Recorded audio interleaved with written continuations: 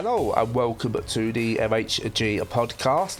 As usual, life can be a little bit dark, life can be a little bit miserable, so we're here to bring you as much light and as much joy as we possibly can. And joining me is the Y2K bug himself, Stu.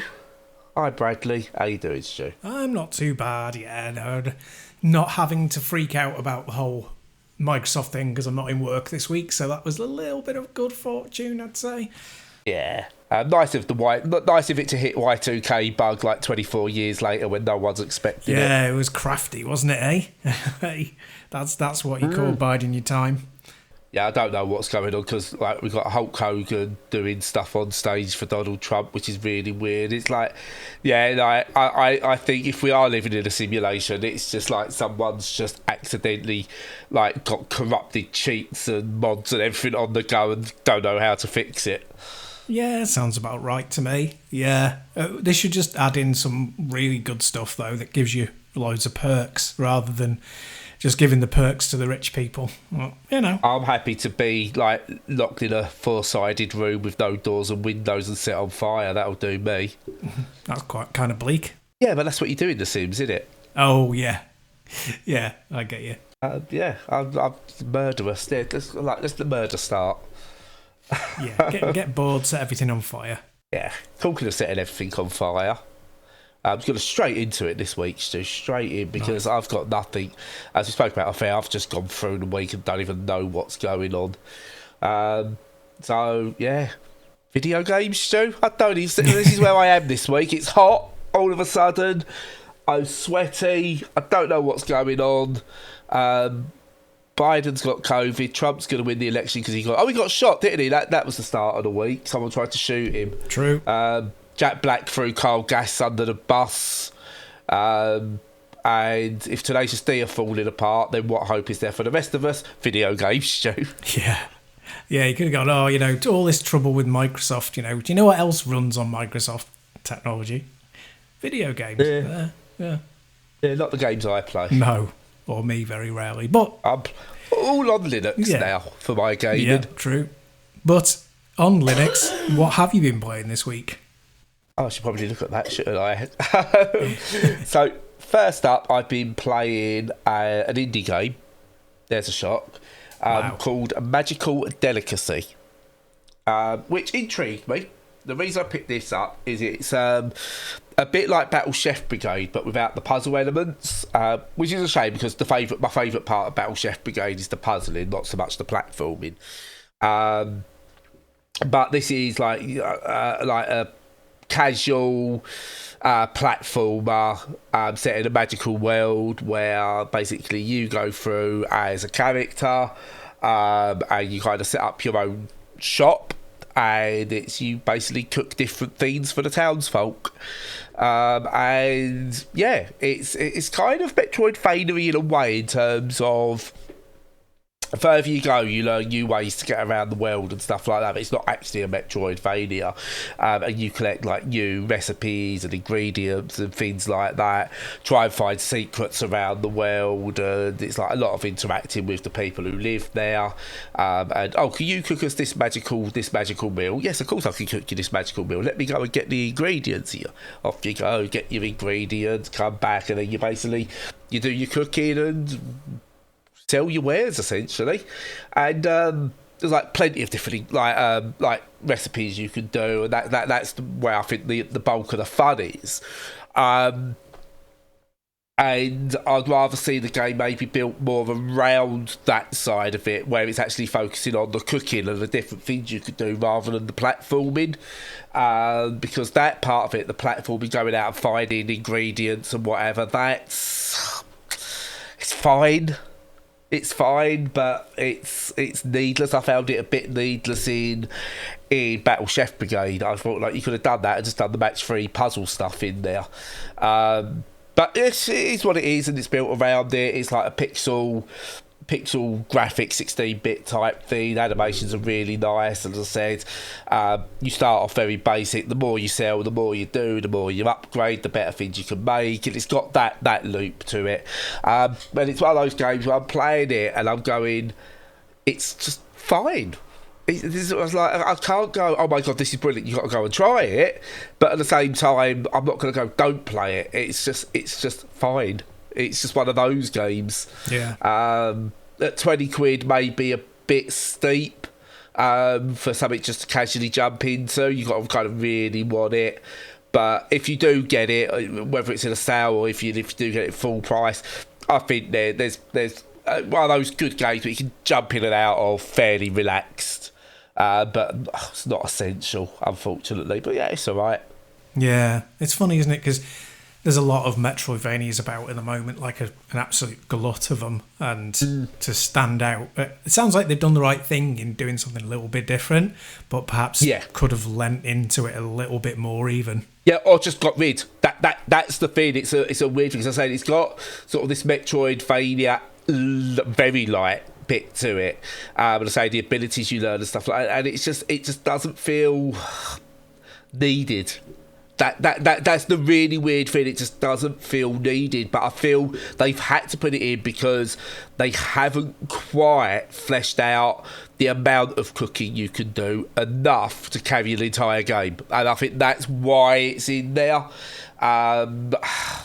So yeah, it's fine, and that's like it's not. That's not even dabbing it with fake praise. It's just I'm playing it, and I very almost forgot to talk about it because it was like I didn't have a visceral feeling about it either way. But it's not. Do you know when you go, oh, the worst thing you can say about a game is it's forgettable? You know, you've got. It's not even that. It's just I don't know. It's there, and it's just fine. Yeah, weird one. It's not bad, it's not great, it's just fine. Yeah, no, I mean, that sounds fair to me. Yeah, it looks like it's fairly appealing looking game, but I'd have to, it's going to fall way down my list with Gestalt on the list, and, you know, Path of Teal Lotus has just come out, and there's just within the last week, there's been 2. You know. Oh, it's we've got a busy month of games coming up. There's a lot that's come out and still to come out as well. So yeah, it's one of those. My argument would be stick it on your wish list. Maybe get it in a sale, or if it goes in a humble bundle or something like that, could be ideal. I just don't think it's worth jumping in at 20 quid at the moment when there's so much else that could be played, because it's just fine. Yeah, I almost want it to be bad because then I could go, just don't get it. But I can't say don't get it because it's not a bad game at the same time. And it's just to say the thing of it, it's fine. Yeah, no, that's fair. But yeah, that's that one. I will go on to my more meaty one before you do yours. Please do. Because what I have been playing, which is from Team 17. So it's technically indie, but they're quite a big company now. But I really like the look of this one, and I know you wanted this one, but I pulled rank. But that's Conscript, which is a survival horror set during World War One, where you're in the trenches. And there's kind of like this supernatural thing going on as well as war. And you've kind of got to navigate the world. You've got to solve puzzles, you've got to really scavenge for supplies, like your ammunition's quite limited as well, and you kind of get put in there with a what's going on kind of vibe. You don't quite know what might be going on, and you're as in the dark as your main character. And what's really interesting, a lot of these survival games are first person, or third person, and really sort of done on the 3D. This is a top-down type thing, and you've got like a fairly decent view of what's going on immediately around you, but it's not close enough to make it feel overly claustrophobic, but not pulled back enough that you feel completely safe. It's kind of got this really weird tension going to it, so you kind of feel on edge at all times, but you're not getting frustrated because it's going to make it like really dark so you can't see, and then things will go ooh at you. It's built on atmosphere really well. And I think the First World War setting is really interesting. Because unlike World War II, where you had a massive advancement in technology, you're still fairly limited in what tools are available to you. So like it's a bit that's very, very early, and it's not really a spoiler, but you can kind of like, you go through like the trenches, and they're quite narrow, but at the start there's a Gatling gun type thing that you can, like a mounted machine gun, that you can kind of draw the enemy into that and then use that to fire off at them. But you've got to kind of balance up that, right, can I draw them, or do I have to try to take them one by one in the trenches where I know they're funneled, but as soon as I bring them out, they're going to be in the open and they can spread a bit. So you kind of got to have that balance of what you're doing. So it really enhances the idea of planning what you're doing, and it's brutal as well. It's like, it's got that Resident Evil style save system, so you have to get to a safe room and use a typewriter or whatever to make your save.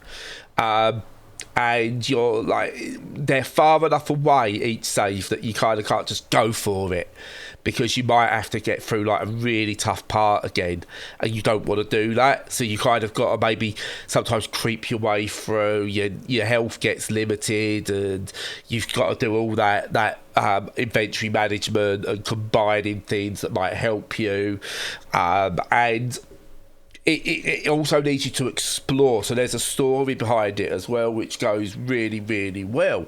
So it drives you forward, but it encourages you to explore, but never with complete freedom, because you feel so unsafe and so vulnerable that you don't have the freedom to fully explore without going, oh, right, I've got all these bits I've got now.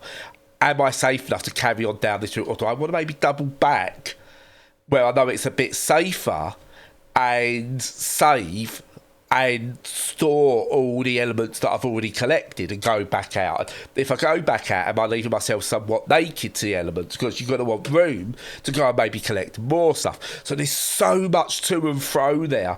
And all this is happening while war is happening around you. And that constant, like, you'll hear sort of like a blast in the distance, but it'll shake the area you're in, and you'll get dust kicked up from the floor, from the roof, or things like that. And it all adds to it, and it's just like such a really, really, really tense game. It's a fascinating story. Your French soldier searching for a missing relative, a brother. It's a brother or cousin? I think it's a brother. And it's set in the Battle of Verdun, which I believe is probably one of the most popular settings for World War One video games. I'm sure there's, like, most of them are set in the Battle of Verdun. But yeah, it's really, really good. Apparently there are multiple endings. I'm not going to lie, I've not got to the end of the first ending yet, because it's difficult, and it's slow paced. It's all the things that I would want from a survival horror. And it doesn't just rely on jump scares, it doesn't rely on limited light. Enemies themselves are not difficult to take down, it's just the limited resources. So you try and aim and take a shot at an enemy that's coming towards you, and you miss. Well, you might only have one bullet, and it might take two to put them down. So you go, right, do I use my other bullet to try and shoot now, or do I save that and maybe attack them with a shovel? So again, all that balancing is there, while trying to survive, maybe managing a little bit of health, whilst wondering what the hell is going on around you as you're getting disorientated by the war around you. It's really, really well done. I think it's going to go somewhat under the radar for a lot of people, but I think anyone who picks it up is going to have a fantastic, I hate saying fantastic time, because it's not an enjoyable game as such. It's tense, it's brutal, it doesn't kind of make light of the war around you as well. I mean, a lot of the horror isn't you surviving, a lot of the horror is the horrors of war, because you hear it going and know that you actually have no effect on the war that's going on around you, and you can hear screams of people, and you can't do anything. You're in your own personal story. I think that all comes together really well, and it's just, yeah, it's really, really good. I cannot recommend this one enough. Ah, great. Well, I still haven't forgiven you for taking the code, so that I can't play it. That's disgraceful, but I'll get over it eventually. But you got anger foot. Yeah. But yeah, that's true. But yeah, no, I'm definitely going to be getting this, and how much on the... It sounds very Resident Evil-y. How much on the Resident Evil scale is it? Literally, I would just say your inventory management and the save system is the main thing. Most of it, I would say, is it feels its own thing. The enemy, I think, the other thing I would argue is the earlier Resident Evils where you never felt safe from, even though the zombies in Resident Evil were meandering, you never felt safe from them. That same feeling comes across here, but I think that's where the likenesses kind of stop. Fair enough, yeah. In a good way. So it's taken the good bits that make Resident Evil tense, but not just gone, oh, let's just do Resident Evil. It has done its own thing. Really, I like it. I really, really like it. I cannot recommend it enough. Great, yeah. I mean, I guess... Has it come out on anything other than Steam yet? Because I guess it would hopefully do fairly well on consoles. But I don't know if it's out on them yet. No, well, it's Steam Deck verified, so that's important to know. It has got verified status, and it plays absolutely brilliant. It says it's going to be PlayStation 5, Switch, PlayStation 4, and Xbox. Whether that's now or whether that's down the line, I don't know. We're not professionals, Stu. I don't check these things. God, no. But it's the 23rd of July, so it'll be, depending on when you listen to this, it's coming out next week or it's just come out. So definitely on Steam, quite possibly on the other systems as well. I'm too lazy to check. And that's fair. I'm exactly the same. Can't be asked. But I don't have the other systems anymore, so I just kind of go, I don't care. Precisely. But yeah, no, I'm definitely buying it when it comes out. Yep, that'll be a... headphones on, by the way, in the dark on the sofa. Chef's kiss. Marvellous. So, let's let you get something in. What have you been playing, Stu? Only one, because I've been kind of hammering Double Dragon Gaiden, which is just fantastic. But I've also been dipping my toes in to a strange little indie called Schim, which is a kind of puzzle game, kind of a, walk 'em up kind of thing. It's kind of just a gentle exploration minor puzzle game, like emphasis on minor puzzles. It's an unusual one. So it's a monochrome game. There's only 2 colours, and what you play is a creature that lives in shadows. It's like the character is called a Schim. That's what your little companion that lives in your shadow is called. They're very cute. It's not scary. Yeah, it looks like the little fiends from My Neighbor Totoro. Yeah, that's right. It's got that kind of a vibe look to it. And the idea is that you've got to kind of follow your person around as they go about their daily life. Well, in this case, it kind of goes further than that, and it's sort of an exploration of this human being's sort of life in general as it goes through its life, and you have to kind of follow it around, and it's easy to get separated, which will happen all the time, and then you have to make your way back to them, and you can only jump between shadows to do that. You can't go into the light. So what follows is, as you'd expect, jumping between like the thinnest of slithers of shadow and then into great big areas, but also manipulating objects gently to get them to cast their shadow in the right way so that you can make your way around, and also do things like manipulate traffic so that by pressing buttons, traffic signal buttons, changing them so that cars move, and when the car moves, its shadow moves, and you can go with the shadow. So obviously that sort of speaks for itself, sort of thing, and it's quite a clever little dynamic, and it's fun to jump between them. There's a nice sort of tactile almost sensation of doing that, of leaping into these, like their swimming pools, these shadows. So that's pleasant and nice. Graphically, it's really lovely, very simple, line drawn, just looks like a hand drawn kind of a thing, very gentle, and progression is very gentle as well, and there's a couple of head scratching moments, but nothing sort of really taxing, which is great because I'm terrible at puzzle games.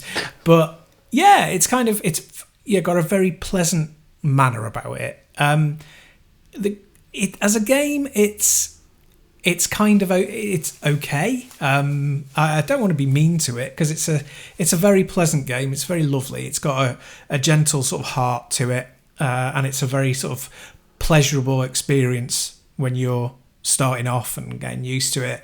I just there's not a lot of game there, to be quite honest with you. I mean, yeah, there are puzzles, but they are only fairly minor, and the way that it ties in with, I mean, I've not, full disclosure, I've not played it all the way through, but I've played a lot of it. The story that it's telling is not massively unusual or gripping or anything like that.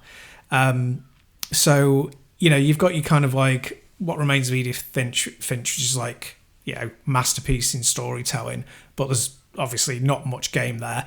And then you've got walking simulators that have got quite a bit of game, but their story is a little bit minimal. And this kind of falls between two stools a little bit. It's nice. It's very pleasant. It's a nice experience, but there's not a massive amount in there that will sort of thrill or grip you. But it's nice for what it is, and it looks lovely. And if you want, to just dip in and out of 15, 20 minutes, half an hour, just experiencing a sort of pleasant world like that, then go for it. Yeah, I bought this one myself. It's one I've had on my radar for quite quite a while, and I got to play the demo of it as well, and it sold me. And what you get in the demo is pretty much the game.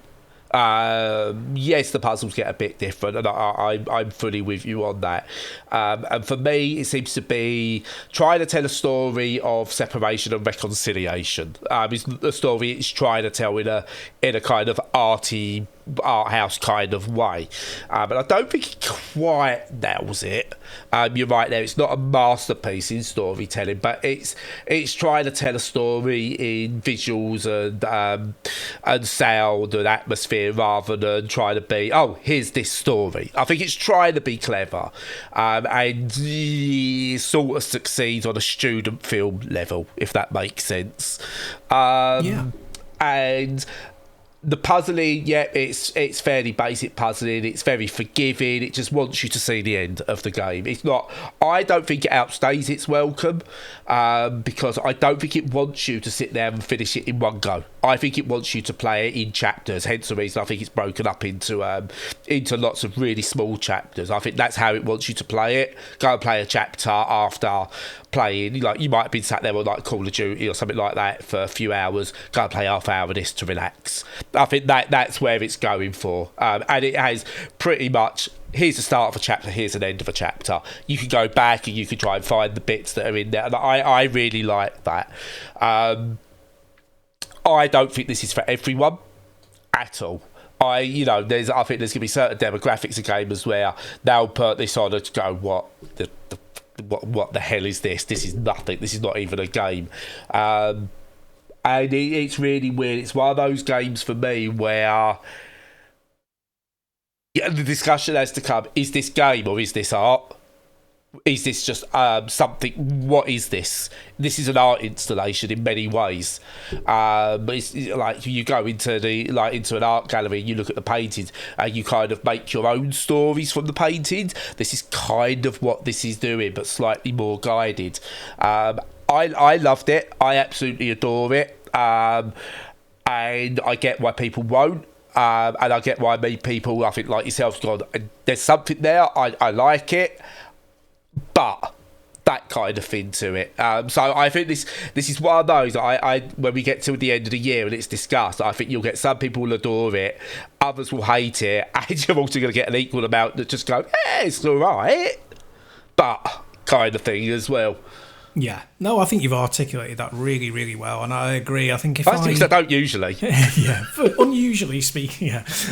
But if I rocked up into an art gallery or a museum and they had something similar to this, I think I'd be really impressed. I'd be like, it's telling an interesting story that I'm engaging with for 5 minutes or 10 minutes or something. It's better than going to the Science Museum and going, I wonder what this this crank's broken. It doesn't actually do anything. Yeah, exactly. But I'm happy that it exists. I don't personally think it's very much of a game, but it's still pleasant. all the things you said, really. But, I would say, if it intrigues you, buy it. The only thing is, it is pretty expensive, I would say, for what it is. I mean, I can understand why it's that cost, because it must have taken a lot to develop and taken a long time. But, around sort of $20 or, just under £20 or whatever, it's quite a high price for this kind of a game, I would say. So you really need to have a think about it, play the demo, and, take it on board. Totally agree, yeah. I would rather buy 2 of these than one Activision game, personally. There's that to it. But I think we're seeing a lot more indies hitting that £20 mark now. Conscript was up there at, I think, 26 quid, which I think is totally worth it. Magical Delicacy's up there near the 20. I think that's what we're looking at now for a lot of the indies. I don't think we're gone. I don't think the days of the £5 to £6 indie are gone. But I think when it's now taking someone a fair amount of time to make a game, and this is a lot of love and attention has gone into this, they've got to recoup, and I don't see how you can stick this out for £5-10 as an art house type thing. I think people have already made their mind up if this is something they're going to buy or not, and I don't think making it a £10 game is going to change anyone's mind. People like me are going, I want this regardless. People who are going, no, this ain't a game, this doesn't look like a game, I'm not going to be going, it's only a tenner. I think you're seeing a lot more games now where they're going like, look, this is our price, and I think this is what, if people don't want it at this price, so be it. And go with it if you're happy with that. And I think if you're starting at 20 quid, you've got to drop it to a sale down the line. At least you can still make some money. I think those that start off at a fiver and have to drop it to like 99p, I think that's more of an issue, because you're still going, well, was it any value to start with? And if you weren't buying it at a fiver, is 99p or 250 really going to persuade you? Whereas half price from 20 down to 10 at some point, maybe that persuades you, because that's a much bigger discount, even though it's still 50%. But it's a weird thing. You're right. It's pricey, but I think the people who want it are already decided they're going to get it. Yeah, no, I think that's exactly right. I think that it's probably the right pricing to do. I think it is, because, like you say, the people who decided are going to get it at that price, and then when it's deeply discounted, they'll mop up anybody who was on the fence. But it's a funny old game. I don't envy the people who get into producing indie games these days, in a way, because, you're following your dreams, you're doing the thing that you love, you're producing something that's, could turn out to be a classic, and it might just fall between the cracks, or it might not hit its audience, and it's harder now to find an audience than at any point in gaming history. And it might get lost in the shadows, Stu. Well, there's that, isn't there? But there you go. So that's Schim. Yes, it's original. I think it's a very original game.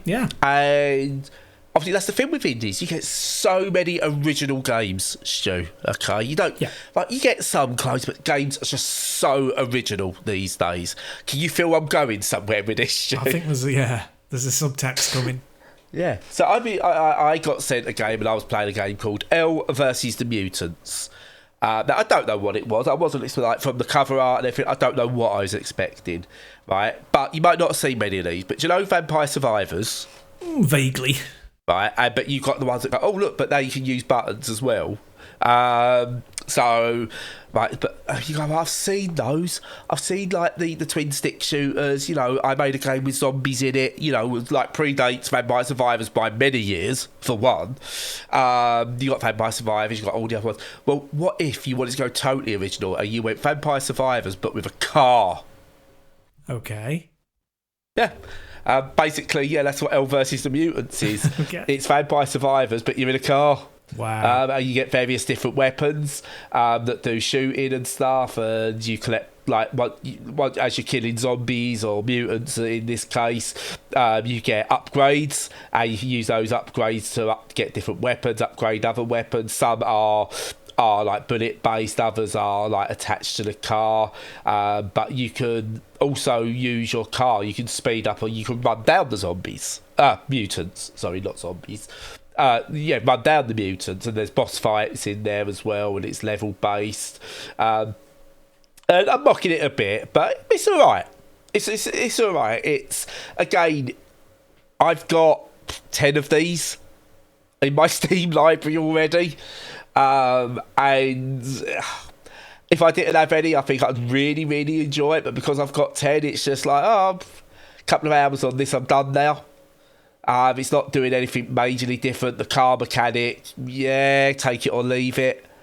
Doesn't really add too much to it. The general concept's the same. You're going around, your level's going up, there's a timer and things happen when the timers hit certain things. You got your health, you can recover health, all those different things, lots of traversal, lots of different sort of power-ups. It's all there. It's shorter than Vampire Survivors and the others, so do you know, like, they generally go for 20 to 30 minute runs. This is like averaging 10 minutes, 15 minutes. Whether that's a selling point, I don't know. They've got it on their features list, by the way, on my little review document. That's on their features list. Oh, must be a selling point then. I don't mind that, actually. Sometimes I have gone with Vampire Survivors, I could be stuck in this for half hour. And I like the game, but I've got half hour. So one that's maybe 10, 15 minutes, it's not so bad.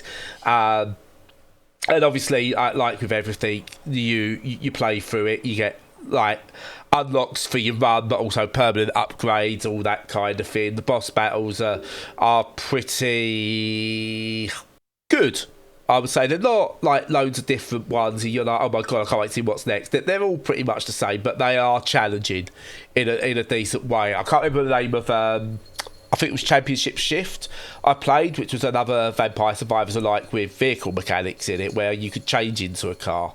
And I found the bosses in that were not great in the end. The bosses in this are samey, but they're challenging and they feel part of this without going, it's a completely separate thing.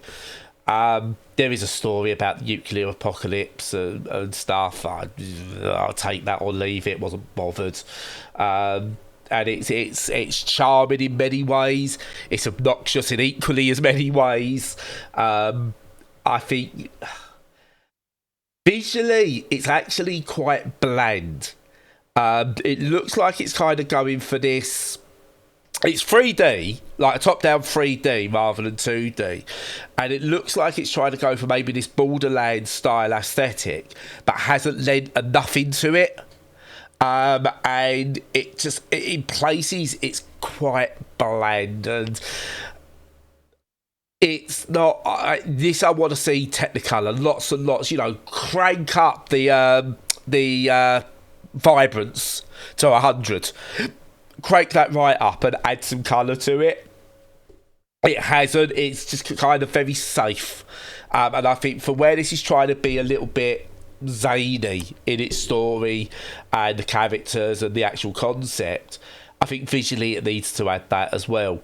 Maybe like a Rage 2 style aesthetic could even work, where it's like lots of punky style paint swooshes everywhere and something. Just something like that might have added to it. But it's fine. And unlike the other games, where it's a £5, Stu. So it's not gone, do you know that, Vampire Survivors, well, we're going to do that, but we're going to add something else and go, we're much better than that. We can charge 3-4 times the amount. It's a £5. So, if you've played one, you've played 100 of these, if you're deciding you want to go down the got to catch 'em all route, yes, perfectly well worth having. And for a £5, you can't really argue. You'll get a couple of hours out of it. Cup of coffee's getting up to a £5 now anyway, so can't really argue too much. Yeah. Now I think we've it feels like we've passed peak Vampire Survivors now. Yeah, I think we're on the downward trend. I think people should. If you was in development, finish your game. Don't start another one. Yeah, that's a good way of putting it. Is where I'm at. Yeah. Although, on an interesting footnote / update is, we were talking about Heavy Storm Shadow, which was pulled from Steam because I played it and then it was pulled. So that was because apparently the publishers were dodgy. Nothing to do with the developers. Anyway, it's being published again, this time by the developer themselves, Smoking Bear, and it's due for release on the 30th of this month, so in about 11 days from when we're recording. So, okay, so question. Yeah. If you were to go to the store page from your copy of the game, does it go to this, or is it a full brand new game, or is it just your version carries over to this? It's looking brand new because I've got add to your wish list as an option when I look at it, and I'll note down what the what actually happens upon release. Yeah, I'm gonna have a look. Let me have a look. It's weird because you've got the game, haven't you? So I mean, again, unless they're doing extra stuff to it, but I'm just looking now. It doesn't seem to have any kind of something went completely wrong kind of anything in the store page. It's just as though it never happened. So I've just gone onto it.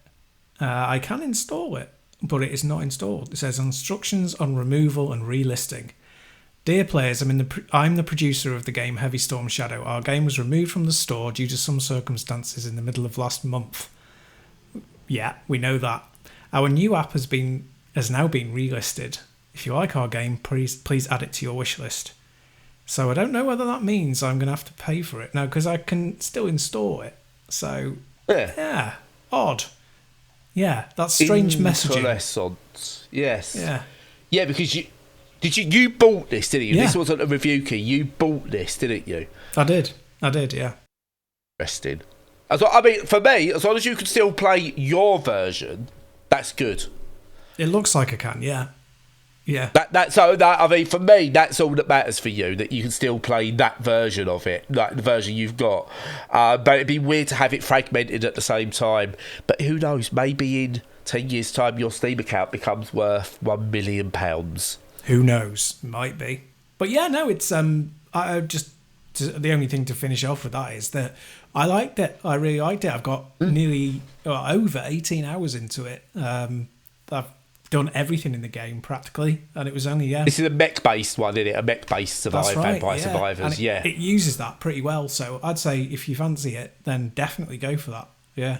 I think I want to go and add it to my wish list initially after you spoke about it, and that's when we found out shenanigans. Correct. So I've added it to my wish list now. And it was the publisher that was the issue, and dodgy, not the developer. So it's now self-published by the developer. That's it. Excellent. Oh, because they won't say anymore. No. I think it's time that I shut up as well now, Stu. Yeah, and I like conjecturing about it as well. God knows what what they were up to. The only thing that I ever remember being similar was Zero Ranger, which they also had to bin off their publisher for being dodgy, and then they took a long time getting back onto Steam. But I think now it's back on there. I'll have a look. Obviously, I'll cut the dead space. Hang on, let's have a look. You know what? If we had to get up and go, we could do a documentary about this. I know, that's never going to happen. No. Yeah, that's not a promise to anyone. It's just, no. Yeah, screw that. But, if I won the lottery and I didn't have any work, then maybe. But, you can buy it now. So that's good. Zero Ranger is available. And that's, again, the developer is the same as the publisher, so they've yanked it back from the publisher's hands. But good. Yeah, so that is a good story, good game as well. If you like vertical shoot 'em ups, buy Zero Ranger. Anyway, that's enough. So, as usual, follow us on all the socials. Join up with all of our content that you can find on the internet, of which there is a lot, and it's all very interesting and fun. If you want to chat, join us on Discord. But otherwise, apart from that, until next time, stay safe and stay sane.